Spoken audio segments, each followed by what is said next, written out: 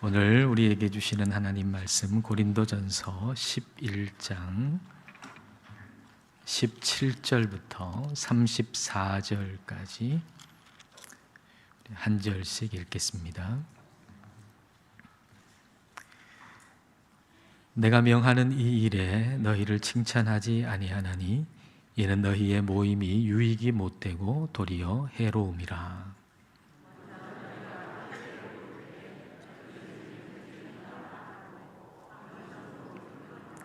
너희 중에 파당이 있어야 너희 중에 옳다 인정함을 받은 자들이 나타나게 되리라.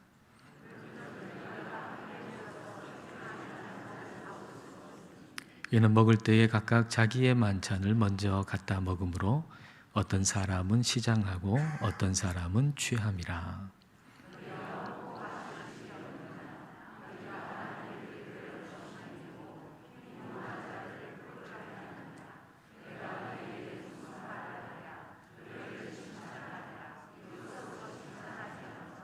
내가 너희에게 전한 것은 주께 받은 것이니 곧 주 예수께서 잡히시던 밤에 떡을 가지사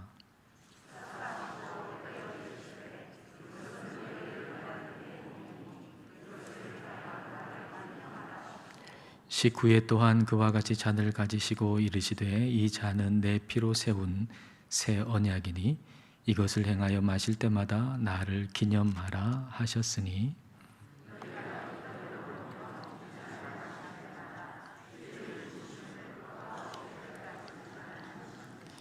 그러므로 누구든지 주의 떡이나 잔을 합당하지 않게 먹고 마시는 자는 주의 몸과 피에 대하여 죄를 짓는 것이니라.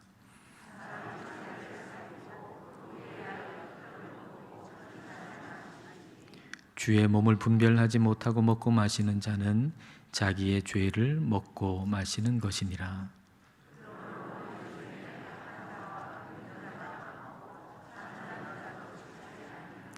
우리가 우리를 살폈으면 판단을 받지 아니하려니와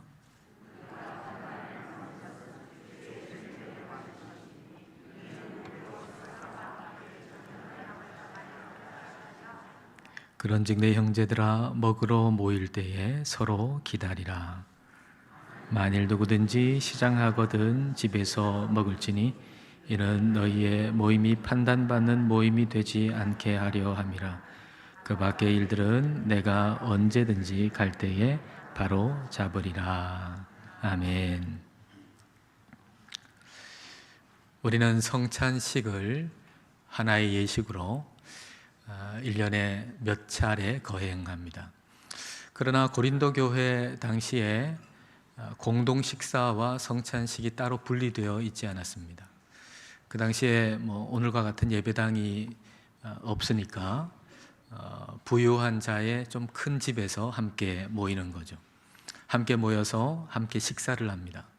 함께 식사를 하는 그 도중에 예수님이 죽으신 것을 기념해서 떡과 잔을 나누는 시간을 갖게 되는 것입니다. 그런 의미에서 볼 때 그 식사하는 그 식사 시간이 곧 거룩한 시간이다라고 할 수 있죠. 함께 교회가 모여서 그렇게 식사하는 것 자체가 거룩한 것이요, 그것이 의미하는 것은 예수님 안에서 우리가 교회가 하나이다라고 하는 것을 분명하게 드러내는 것입니다. 이게 분명하다면 우리가 예수님 안에서 하나다, 부유한 자든지 가난한 자든지 우리가 주님 안에서 하나다라고 하는 것이 분명하다면 교회는 모이면 모일수록 더 좋아지는 교회가 될 것입니다. 그러나 고린도 교회는 그렇질 못했습니다. 자, 17절 말씀을 보십시오. 내가 명하는 이 일에 너희를 칭찬하지 아니하나니 이는 너희의 모임이 유익이 못되고 도리어 해로움이라. 유익이라고 번역된 헬라어 단어의 의미는 점점 더 좋아진다라는 의미입니다. 해로움이라고 번역된 단어는 점점 나빠진다라는 얘기죠. 그러니까 고린도 교회는 모이면 모일수록 더 좋아져야 하는데 그렇지를 못하고 더 나빠지고 있었다라는 의미가 되는 것입니다.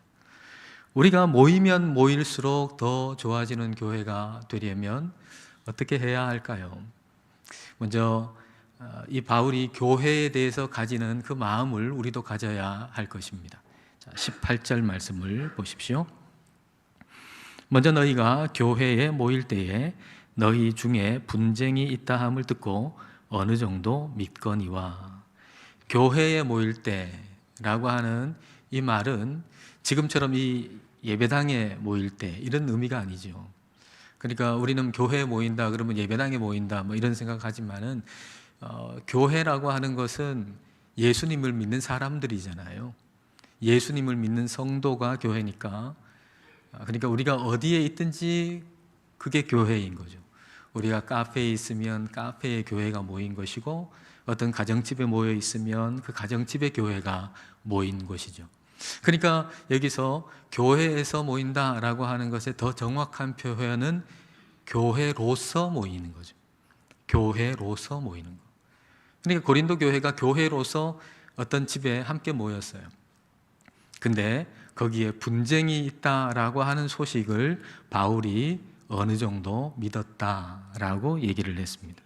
어느 정도 믿는다라고 하는 것은 매우 충격적이라는 의미입니다. 고린도 교회가 모여가지고 교회인데 그런 일을 했어. 도무지 믿어지지 않을 정도의, 교회라고 하면 그런 일을 해서는 안 되는데 교회가 그런 일을 했어 라고 믿어지지 않을 정도로 굉장히 충격적이다라는 얘기죠. 그러니까 바울이 고린도 교회에 대한 소식을 듣고 굉장히 충격을 받은 모습을 우리는 상상해 볼 수가 있습니다. 그러나 이 일로 인해서 바울이 교회를 포기하지 않았습니다. 우리는 교회에 대한 어떤 좋지 않은 소식을 들으면 교회를 포기하고 싶은 마음이 들잖아요. 그러나 바울은 고린도 교회에 대한 좋지 않은 소식을 들었으나 결코 교회를 포기하지 않습니다. 19절 말씀을 보십시오.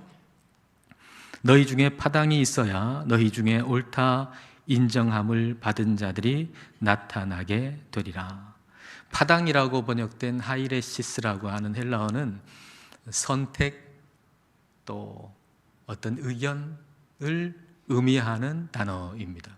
그러니까 고린도 교회의 대부분의 사람들이 가지고 있는 것과는 다른 의견, 다른 생각을 가지고 있는 사람들이 있었다는 얘기지요. 그래서 그것으로 인해서 오히려 옳다 인정함을 받는 자들이 더 분명하게 나타난다라는 얘기입니다. 분쟁이라고 하는 것은 결코 좋은 것이 아니지만 그 분쟁을 통해서 옳은 것이 드러나게 된다라는 얘기죠. 분쟁이라고 하는 것은 결코 선한 것이 아니지만 그 과정을 통해서 하나님이 일하신다라고 하는 믿음을 바울이 가지고 있었다라는 것입니다. 즉 하나님께서 일하실 수 없는 최악의 상황은 존재하지 않는다는 것입니다. 하나님이 일하실 수 없는 최악의 상황이라고 하는 것은 아예 존재하지 않는다는 겁니다. 바울이 고린도 교회에 대해서 좋지 않은 소식을 들었어요. 한 번 듣는 게 아니고 계속해서 지속적으로 고린도 교회에 대한 좋지 않은 소식을 들었습니다. 그러나 여전히 하나님 안에서 소망을 잃지 않는 이유가 바로 여기에 있는 거죠. 하나님께서 하나님의 백성인 교회 안에서 일하고 계신다라고 하는 믿음 말이죠. 하나님은 하나님의 백성인 교회 안에서 일하고 계세요. 그 믿음이 저와 여러분에게 있어야 합니다. 모일수록 더 좋은 교회가 되려면 주님 안에서 소망을 잃지 않아야 합니다. 교회도 그렇고 가정도 그래요. 교회도 그렇고 가정도 우리는 하나님 안에서 소망을 결코 잃어서는 안 돼요. 하나님 안에서 소망을 항상 가지고 있어야 돼요. 오늘 여러분의 삶에 들려오는 소식이 여러분에게 그렇게 좋지 않은 소식일 수도 있을 겁니다. 가족으로부터 들려오는 소식이, 여러분 자녀로부터 들려오는 소식이 여러분에게 그렇게 좋지 않은 소식일 수도 있을 겁니다. 아마도 여러분 마음속에 최악의 상황이다 라고 생각하는 상황이 벌어졌을 수도 있습니다. 내가 아무것도 할 수 없는 최악의 상황, 그러나 하나님께서도 아무것도 할 수 없는 최악의 상황이라고 하는 것은 존재하지 않는다는 사실을 여러분 기억하십시오. 내가 생각할 때는 최악의 상황이고, 내가 생각할 때는 내가 아무것도 할 수 없는 상황이지만 그 상황 속에서도 하나님은 일하시고 계시다라고 하는 사실을 우리는 분명히 믿음으로 가져야 하는 것입니다. 그러므로 좋지 않은 소식을 들을 때에도 하나님께서 일하심을 믿고 소망을 잃지 마십시오. 바울은 교회를 포기하지 않았습니다. 결코 좋지 않은 소식을 지속적으로 들었지만 고린도 교회를 포기하지 않았습니다. 그리고 권면합니다. 20절, 21절 보십시오. 그런즉 너희가 함께 모여서 주의 만찬을 먹을 수 없으니 이는 먹을 때에 각각 자기의 만찬을 먼저 갖다 먹으므로 어떤 사람은 시장하고 어떤 사람은 취함이라. 가난한 자들, 또 종의 신분인 사람들도 교회 안에 있잖아요. 근데 가난하고 종의 신분인 사람들은 시간적인 자유가 없어요. 주인이 시키는 일 다 하고 나서 이제 모임에 참석해야 된단 말이죠. 근데 먼저 온 사람들이 자기들이 먼저 다 먹어버린 거예요.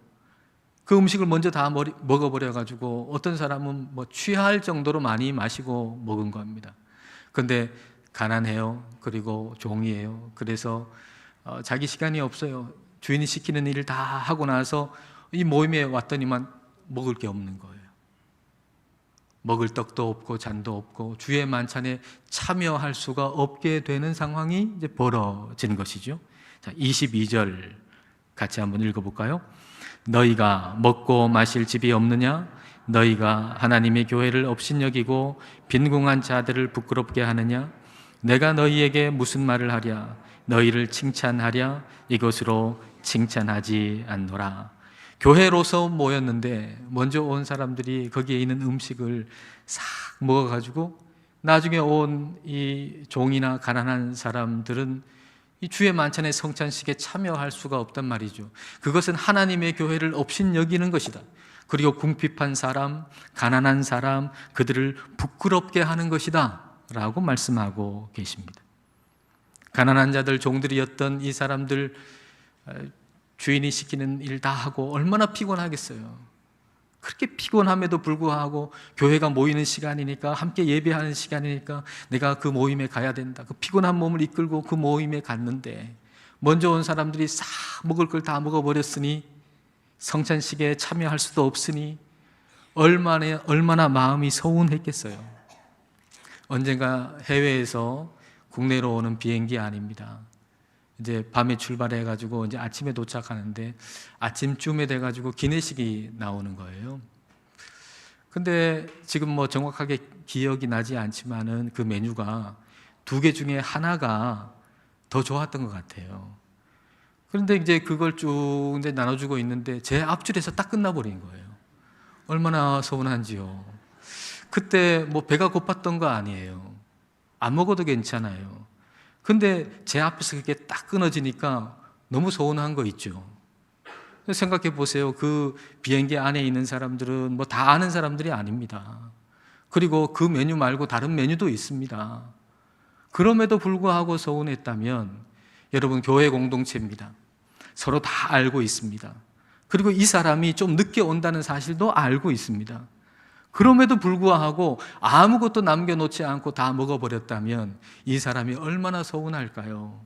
서운한 정도가 아니라 무시를 당했다는 생각마저도 들게 될 것입니다. 바울이 그래서 23절부터 26절까지 성찬식에 대해서 얘기를 하죠. 이것은 우리 주님께로부터 받은 것이다. 그리고 예수님의 죽으심을 기념해서 행하는 것이다. 그리고 예수님 안에서 우리가 하나라고 하는 것을 기억하고 알게 되는 예식이다 라고 얘기를 합니다. 이 부분은 성찬식에 있는 다음 주에 좀 더 자세하게 나누기로 하고요. 27절을 여러분 보십시오. 자, 27절을 같이 읽겠습니다. 그러므로 누구든지 주의 떡이나 잔을 합당하지 않게 먹고 마시는 자는 주의 몸과 피에 대하여 죄를 짓는 것이니라.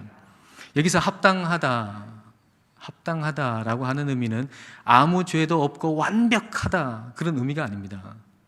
아무 죄도 없고 완벽하다라는 의미가 아니라 여기서 합당하다라고 하는 의미는 우리가 예수님을 믿는 우리가 교회 공동체가 예수님 안에서 하나다라고 하는 걸 의미하는 겁니다. 그러니까 합당하지 않게 주님의 떡과 잔을 마신다라고 하는 것은 우리가 예수님 안에서 하나라고 하는 사실을 알지 못한 채 그 성찬을 받는다는 의미가 되는 것이죠. 그러니까 내가 저 사람보다, 저 성도보다 더 우월하다는 마음 가지지 말고 우리가 주님 안에서 하나다라고 하는 마음으로 성찬을 받아라 라고 하는 의미입니다. 자, 28절과 29절입니다. 사람이 자기를 살피고 그 후에야 이 떡을 먹고 이 잔을 마실지니 주의 몸을 분별하지 못하고 먹고 마시는 자는 자기의 죄를 먹고 마시는 것이니라. 자기를 살피라 그랬죠. 그리고 주의 몸을 분별하라 그랬습니다. 이 두 가지 같은 맥락입니다. 주의 몸을 분별하라 라고 하는 것은 우리가 예수님 안에서 한 몸이다 라고 하는 사실을 알라 라고 하는 얘기죠. 같은 맥락에서 자기를 살피라고 하는 것은 교회가 우리가 예수님 안에서 한 몸이며 나는 그 몸의 한 지체다라고 하는 사실을 잘 살피고 알고 그리고 주의 만찬에 임하라라고 하는 이야기입니다. 우리가 주님 안에서 하나라고 하는 사실, 그 사실을 분명히 기억하고 알라는 얘기죠. 여러분, 우리가 다음 주일 성찬식 받을 때 준비해야 할 마음이 바로 이겁니다. 성찬식은 우리가 주님 안에서 하나라고 하는 걸 분명히 드러내는 시간이에요. 그러므로 그동안에 내가 저 사람보다 더 낫다 이런 마음 가지고 있었다면 그 마음 다 회개하고 다음 주일 성찬식 받으러 이곳에 나오십시오. 저 사람이 나보다는 좀 못하다 이런 마음이 조금이라도 있었다면 그거 회개하고 다음 주일 성찬식 받으러 나오십시오. 그리고 교회 공동체가 하나라는 사실, 그래서 우리 주님께서 우리를 하나로 묶어주시고 한 교회 공동체가 되게 해주셨다는 거, 이게 감사하는 마음이 없었다면 감사하는 마음 회복하시고, 우리를 교회 공동체로 하나로 묶어주신 것 감사하는 마음 회복하시고 다음 주일에 성찬식 받으러 이곳에 나오십시오. 하나님께서 우리를 한 교회 공동체로 묶어주셨다는 거, 이거 얼마나 감사한 일입니까? 지난 주간에 기도원에 갔는데 기도원 가서 숙소를 배정을 받았습니다. 들어가 보니까 청소가 제대로 안 된 것 같아요. 특별히 눈에 띄는 것은 작은 베란다가 있는데 그 베란다에 우측에 거의 절반 정도 크게 거미줄이 쳐 있는 거예요. 그리고 아주 큰 거미 한 마리가 거기에 있는 겁니다. 그걸 보고 첫째 날은 청소가 제대로 안 됐구나 이러고 지나갔는데, 둘째 날이 돼서 그 거미를 보는데 괜히 정이 들더라고요. 그리고 좀 마음의 위안도 됐어요. 왜냐하면 그 거미가 좀 특별했어요. 왜냐하면 한 곳에만 계속 있는 거예요. 뭐 이 거미줄이 커가지고 여기서 여기로 가볼 수도 있을 텐데 항상 그 중앙에서 약간 오른쪽 위쪽에 거기에 볼 때마다 거기에 있는 거예요. 볼 때마다 항상 거기에 있는 거예요. 근데 그게 뭐 저도 혼자 있고 그래서 이 거미가 항상 거기에 있는 거미가 좀 위안이 되더라고요. 그리고 여러분들이 생각이 났어요. 그 거미를 볼 때 여러분도 항상 그 자리에 있잖아요. 지난주 와서 앉았던 자리에 지금 앉아 계시잖아요. 그리고 다음 주에도 똑같은 자리에 앉아 계시겠죠. 항상 그 자리에 있는 거미를 보고도 제가 위로를 받았다면 항상 그 자리에, 예배의 자리에 있는 여러분들 성도님들이 얼마나 위로가 되고 얼마나 기쁨이 되는가, 그런 생각이 들었어요. 그리고 셋째 날에는 하루 종일 비가 왔어요. 오전까지도 그 거미는 있는 자리 그 자리에 그대로 있었는데 점심 먹고 돌아와 보니까 거미가 없어진 거예요. 어디 갔나 아무리 찾아도 없어요. 거미가 없어졌어요. 비 그치면 오겠지, 햇빛 나면 오겠지, 그렇게 생각했죠. 그 다음 날 햇빛이 찬란하게 빛났습니다. 찬란하게 햇빛이 빛나는데 그 햇빛을 받은 거미줄이요, 얼마나 아름다운지요. 저는 거미줄이 그렇게 아름다운 줄 몰랐어요. 그 햇빛에 비춰가지고 그 거미줄이 얼마나 아름답고 얼마나 선명하고, 근데 그 선명한 일을 해놓은 거미는 없어졌어요. 거미가 해놓은 일은 선명하게 남아있는데 그 거미는 어디로 갔는지 없어졌어요. 아무리 찾아도 없어요. 거기서 집으로 돌아올 때까지 그 검이 볼 수 없었어요. 그걸 가만히 생각하면서 제 마음속에 아주 유명한 말이 떠오르더라고요. 유명한 말. 있을 때 잘해. 여러분, 우리는 다 갑니다. 우리는 다 본향으로 갑니다. 우리는 다 나그네입니다. 여러분, 나그네 길에 잘나고 못난 사람 어디 있습니까? 나그네 길 가는 우리의 인생, 하나님의 백성으로 다 존귀한 사람들이죠. 그러나 언제 갈지는 모릅니다. 언제 갈지는 아무도 모릅니다. 그러므로 서로 존재한다고 하는 사실을 감사하면서 서로 있을 때 잘 해야 합니다. 근데 고린도 교회 성도들이 그렇지 못했던 것이죠. 30절 말씀 여러분 보십시오. 그러므로 너희 중에 약한 자와 병든 자가 많고 잠자는 자도 적지 아니하니. 여러분, 이 말씀을 개개인에게 적용하기보다는 공동체에 적용하는 것이 더 적합하다고 생각이 듭니다. 여러분, 한 가정에 엄마하고 아빠하고 매일 싸운다고 생각해 보세요. 엄마하고 아빠하고 계속 고함을 지르면서 싸워요. 그때 누가 제일 스트레스를 받을까요? 그 가정에서 가장 약한 아이가. 그 아이가 가장 스트레스 많이 받고 그리고 아파요. 엄마 아빠도 함께 싸우면서 스트레스 받겠죠. 그러나 가장 스트레스 받고 병드는 것은 그 가정에서 가장 약한 아이예요. 여러분, 교회 공동체도 마찬가지예요. 교회 공동체 안에서 서로 사랑하지 못하고 다투고 분쟁이 있을 때, 그때 교회 공동체 안에 가장 스트레스 받고 가장 피해를 당하는 사람은 교회 공동체 안에서 가장 약하고 그리고 어쩌면 가장 착한 사람들이에요. 가장 약하고 가장 착한 사람이 가장 큰 피해를 받아요. 여러분, 가정에서 부모가 싸울 때에 그 아이가 잘못해가지고 아픕니까? 아니요. 그 아이가 잘못해서 아픈 게 아니에요. 그 아이가 가장 약하니까 공동체가, 가정이 병들면은 가장 먼저 아프고 가장 먼저 병드는 게 그 아이란 말이에요. 교회 공동체도 마찬가지예요. 그 한 사람이 잘못해서가 아니라 어쩌면 교회 공동체가 건강하지 못해서, 서로 화목하지 못해서, 하나님의 뜻에 합당하지 못해서 가장 약한, 가장 착한 그 사람이 병들고 아프게 된다고요. 교회 공동체가 아름답지 못해서, 고린도 교회 공동체가 아름답지 못해서 이로 인해서 수명이 단축된 사람이 있다니 얼마나 안타까운 일입니까? 고린도 교회가 아름답지 못해서 이로 인해서 병든 사람이 있다니 얼마나 안타까운 일입니까? 몸이 약한 사람도 좋은 교회 공동체 안에 오면 회복이 되는데, 아니 건강한 사람이 교회 공동체 안에 와가지고 병이 들었다니 얼마나 안타까운 일입니까? 모일수록 더 좋아지는 교회는 서로가 서로의 존재를 귀하게 여기는 교회입니다. 32절 말씀 보십시오. 우리가 판단을 받는 것은 주께 징계를 받는 것이니 이는 우리로 세상과 함께 정죄함을 받지 않게 하려 하심이라. 징계라고 번역된 파이디오라고 하는 단어는 어린아이를 훈육하는 거예요. 훈련시키는 거예요. 그러니까 단순한 징벌이 아니라 훈련이죠. 훈련에는 목적이 있잖아요. 그 목적이 뭔가요? 교회를 세상과 함께 정죄받지 않도록 하려고, 세상과 함께 정죄받지 않도록 하려고, 멸망당하지 않게 하려고 훈련시킨다라고 말씀하세요. 멸망당하는 이유는 뭡니까? 교회가 서로 사랑하지 않기 때문이죠. 그래서 하나님은 우리로 서로 사랑할 수 있도록 우리를 훈련시키세요. 그리고 사랑의 실천을 하라고 말씀하세요.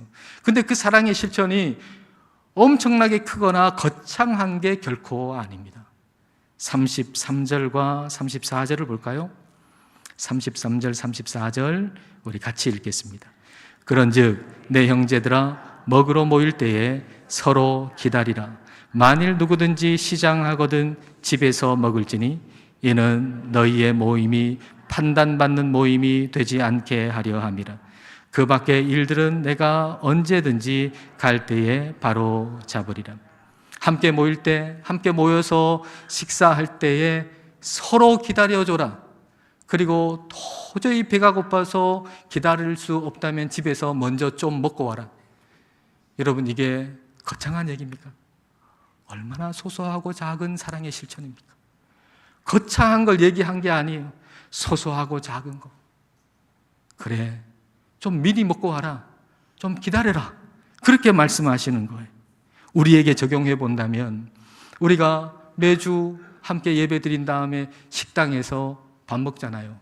뭘 먹어요? 매주 뭐 먹어요? 국밥 먹잖아요. 국밥. 매주 국밥 먹잖아요. 아마 사도 바울이 우리 교회 와서 식당에서 이렇게 식사하는 모습을 보면 이렇게 얘기할지도 몰라요. 또 국밥이냐고 말하지 말아라. 맛이 없으면 몇 끼 굶고 와라.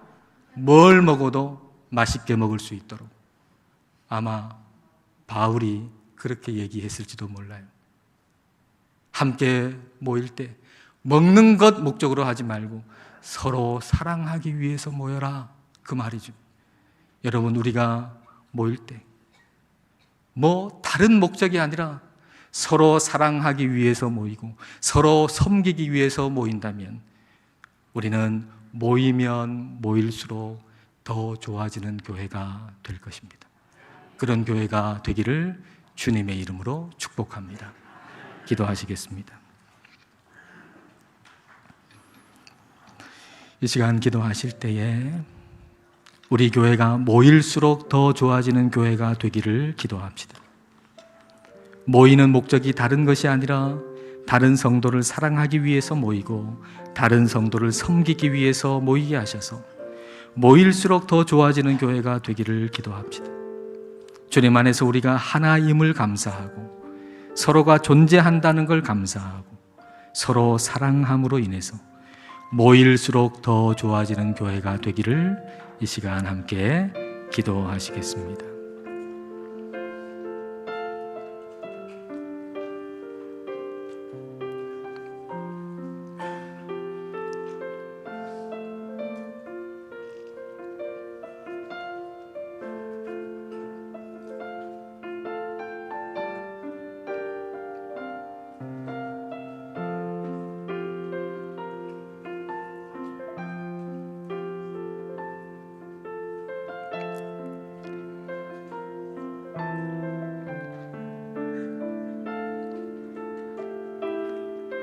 자비하신 하나님 아버지, 독생자 예수 그리스도의 십자가의 은혜를 베풀어 주심을 감사드립니다.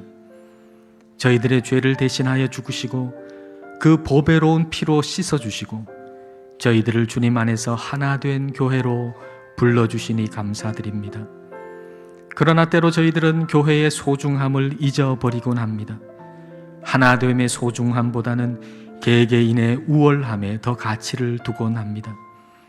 그리하여 모일수록 더 좋아지는 교회를 세워나가지 못할 때가 있습니다.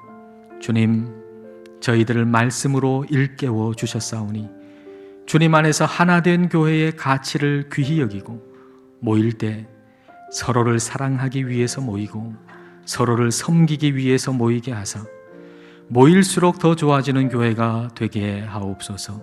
예수님 이름으로 기도드립니다. 아멘.